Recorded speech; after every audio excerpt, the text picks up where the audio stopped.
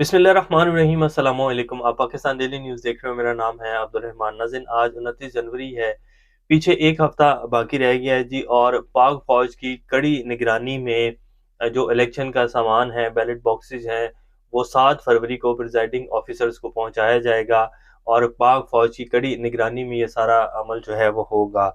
अब दुआ की जा सकती है कि ये कड़ी निगरानी जो है वो हमारे वोट का भी तहफ़्फ़ुज़ करे। और जिस तरह के पहले हमेशा से इलेक्शंस में धांधलियाँ होती आई हैं, हुकूमतें जो हैं करवाती आई हैं, निगरान हुकूमत जो है, वो आप सब लोगों को साफ नज़र आ रहा है कि वो पीएमएलएन के कहने के ऊपर चल रही है और वो सारी की सारी वारदातें जो है वो डाल रहे हैं।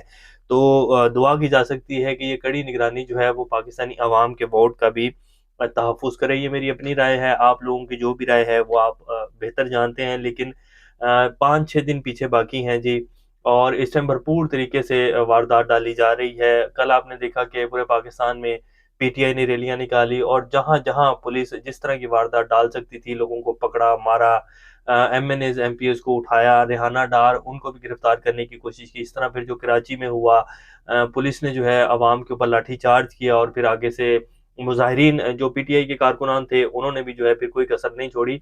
तो ये इस तरह क्यों किया गया? जब बाकी सारी जमातें जो हैं वो इलेक्शन कैंपेन भी कर रही हैं, रैलियाँ भी निकाल रही हैं, नवाज़ शरीफ साहब, शहबाज शरीफ साहब हों, हमज़ा शहबाज हों, मरियम नवाज़ हों, बिलावल भुट्टो हों, तमाम जमातें जब रैलियाँ निकाल रही हैं तो फिर सिर्फ़ पीटीआई के खिलाफ ये सब कुछ क्यों किया जा रहा है? तो इसका साफ-साफ मतलब है कि पाकिस्तान को और पाकिस्तानी अवाम को बेसिकली बताया जा रहा है कि जी इस जमात को वोट डालोगे तो कबूल नहीं किया जाएगा। और इसलिए सब कुछ किया था। और इसकी एक और भी वजह है कि पाकिस्तानी अवाम को इतना बज़्ज़न कर दो इलेक्शन के दिन से कि वो वोट डालने ही ना निकले। और जो हम मर्ज़ी की हुकूमत मुसल्लत करना चाहते हैं वो हुकूमत आ जाए और इसी तरह ये निज़ाम चलता रहे। लेकिन ये 8 फरवरी का दिन बहुत अहम दिन है। इस एक दिन की वजह से नींदें हराम हुई हुई हैं। अगर आप लोग भरपूर तादाद में निकल कर 8 फरवरी वाले दिन वोट डालते हैं तो इनके सारे के सारे प्लान जो हैं वो ठुस हो जाएँगे। ये कुछ नहीं कर पाएँगे। तो प्लीज़ ये जितना भी बयानिया और ये ख़ास तौर पे हमारे जो मेन स्ट्रीम मीडिया के ऊपर चलाया जा रहा है, इससे बचें और इसको देखकर बज़्ज़न मत हों। और ये जितना भी प्रेशर है, ये सिर्फ़ ये 5-6 दिन है, इससे ज़्यादा ये कुछ नहीं कर सकते हैं। आप लोग सिर्फ़ 8 फरवरी वाले दिन तहैया कर लें कि हर बंदा जो है वो अपने घर से निकलेगा और वोट डालेगा, अगर चाहते हैं कि वाक़ई पाकिस्तान की तकदीर जो है वो बदल जाए। अब आज की कुछ अहम अपडेट्स हैं जी। कल जो पाकिस्तान में हुआ उसको इंटरनेशनल मीडिया ने भी हेडलाइंस लगाई और वो किस तरह देख रहे हैं पाकिस्तान में इलेक्शंस को, वो भी आपके सामने रखेंगे। फ़ौजी अदालतों के हवाले से एक अहम खबर है जी, बेंच टूट गया है, बेंच टूटने की वजह क्या है, वो भी आपके सामने रखेंगे। इससे पहले अगर आप लोगों ने चैनल को सब्सक्राइब नहीं किया तो रेड बटन को प्रेस कर लें और बेल आइकॉन को भी प्रेस कर लें ताकि लेटेस्ट अपडेट्स आप लोगों को मिलती रहें और ये जो हमारा ताल्लुक है ऐसे ही जुड़ा रहे। नवाज़ शरीफ साहब हों, शहबाज शरीफ साहब हों या बिलावल भुट्टो साहब हों, एक दूसरे की टाँगें खींच रहे हैं और यही इन लोगों के पास बयानिया है। हालाँकि पीटीएम की हुकूमत में इन सब ने मिलकर जो है 16-18 महीने अय्याशियाँ की हैं। वो बिलावल भुट्टो साहब हों, शहबाज शरीफ साहब हों या जो कोई भी हो। ये जितनी भी जमातें एक दूसरे के ऊपर तनकीद कर रही हैं ना, इन सब ने जो है मिलकर कद्दू काटा है और सब ने बाँट कर खाया है। अब बिलावल भुट्टो साहब कह रहे हैं कि जी नवाज़ 2 का मंशूर नहीं चलेगा, सोच बदलनी होगी। ये इस तरह चौथी बार कैसे वज़ीर-ए-आज़म बन जाएगा, वो उसके ऊपर चल रहे हैं। शहबाज शरीफ साहब जो हैं वो कह रहे हैं कि बेटा अभी सियासत सीख लो, आ जाओ मुनाज़रा कर लो मेरे साथ और ये कर लो और वो कर लो, क्योंकि और कुछ कहने को है नहीं। तबाही जो है वो इकट्ठे मिलकर जो है पाकिस्तान में भेरी है और अब जो है कैंपेन की जा रही है। और देखेंगे आप लोग कि यही लोग जो हैं इलेक्शन होने के बाद दोबारा एक-दूसरे के साथ मिलकर बैठे होंगे और उसी तरह जो है खुशगपियाँ भी लग रही होंगी। हमें भी जो है शहबाज स्पीड जैसा एक वज़ीर आला सिंध में चाहिए है, आप हमारे वज़ीर-ए-आज़म हैं, आप चलें हम आपके साथ चलेंगे। तो इस तरह के बयानात जो हैं बाद में आएँगे। तो और फिर ये भी कहा जाएगा कि जमहूरियत की बका के लिए और पाकिस्तान के लिए जो है हम मिलकर बैठे हैं। तो ये सिर्फ़ इलेक्शन कैंपेन है, इसके अलावा कुछ नहीं है। अब सबसे पहले जी आपके सामने रख देते हैं कि जो आज बेंच टूटा है फ़ौजी अदालतों के हवाले से, क्यों जो है जस्टिस साहब जो हैं वो अलग हो गए हैं। फ़ौजी अदालतों के केस की समाअत करने वाली सुप्रीम कोर्ट का बेंच ही टूट गया है। जस्टिस सरदार तारिक मसूद खोसा ने खुद को बेंच से अलहदा कर लिया है और वो ही इस बेंच के सरबराह थे। उन्होंने बेंच से खुद को अलहदा किया तो बेंच जो है वो टूट गया है। तो इसके बाद अब जो है जो जजेस कमेटी है उसको दोबारा बेंच मुकर्रर करने के लिए जो है भेज दिया गया है। तो देखें जी अब जजेस कमेटी जो है वो कब तक बेंच मुकर्रर करती है और दोबारा जो है कब इसके ऊपर आगे काम चलता है। और इससे पहले जो फैसला आ चुका है उसी के हवाले साथ जो है वो ट्रायल चलता रहेगा। तो ये बेंच क्यों टूटा है ये आप लोग बेहतर जानते हैं और इसके पीछे क्या मकसूद है करना, ये भी आप सब लोगों के सामने है।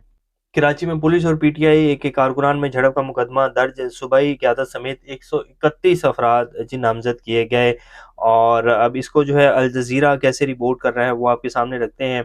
पूरे इंटरनेशनल मीडिया के ऊपर जी पाकिस्तान में जो कल हुआ है उसके ऊपर बात की गई है, और इंटरनेशनल मीडिया इसके बारे में जो कोट करा है, अल जज़ीरा ने कहा है कि जी ये पाकिस्तान में जो है सिर्फ तहरीक इंसाफ पीटीआई के साथ जो है वो किया जा रहा है, और इलेक्शन 2024 से इनको बाहर रखने के लिए सब कुछ किया जा रहा है। ये उनकी जो कल आज उन्होंने खबर लगाई हुई थी वो भी आपकी स्क्रीन के ऊपर चला देते हैं।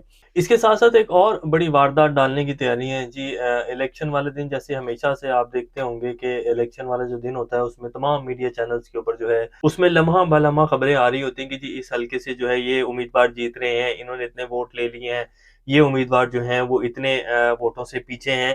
तो इस दफ़ा ये भी नहीं चलेगा, आप देख लीजिएगा हमारा जो मेन स्ट्रीम मीडिया है उस पर इस तरह की जो है कोई ट्रांसमिशन जो है वो नहीं चलेगी, ये बाकायदा हदायत जो है वो जारी की जा रही हैं।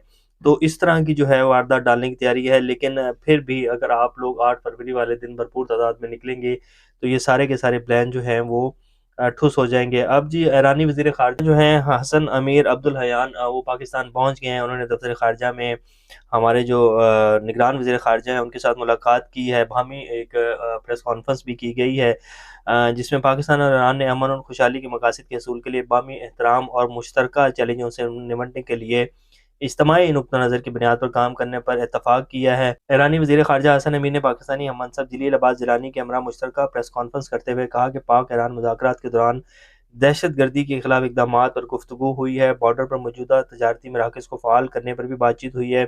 उन्होंने कहा कि पाकिस्तान के साथ अहम बरादराना, तामीरी और मज़बूत ताल्लुकात हैं। पाकिस्तान से जुग़राफ़ियाई ताल्लुकात भी अहमियत के हामिल है। पाकिस्तान की सिक्योरिटी हमारे लिए मुक़द्दम है। ईरान और पाकिस्तान के अवाम को एक ही कौम समझते हैं। ईरान और पाकिस्तान दहशतगर्दों को किसी किस्म का मौका नहीं देंगे। दहशतगर्दों ने ईरान को बहुत नुकसान पहुँचाया। मुश्तरका बॉर्डर पर मौजूद दहशतगर्द दोनों ममालिक की सलामती के लिए ख़तरा है। और साथ-साथ उन्होंने ये भी कहा कि जी ये जो हमारे दोनों ममालिक के दरमियान ताल्लुकात ख़राब करने की कोशिश की जा रही है, ये एक हमारे हमसाया मुल्क की तरफ से ये सारी साज़िश जो है वो की जा रही है। तो ये जी इस टाइम की कुछ ताज़ा तरीन सूरत-ए-हाल है। आज साइबर केस में अडयाला जेल में भी बड़ी अहम पेशरफ्त हुई हैं जी, उस हवाले से नेक्स्ट व्लॉग में आपके सामने ज़िक्र करेंगे, और जो सहाफ़ियों को एफआई के नोटिस गए थे सुप्रीम कोर्ट में, उस हवाले से भी जो है समाअत हुई है और क्या ऑर्डर जारी किए गए हैं एफआईए को, वो भी आपके सामने रखेंगे पर नेक्स्ट व्लॉग में। अभी तक के लिए इतना ही, अपना और अपने का ख़्याल रखिएगा। अल्लाह हाफ़िज़।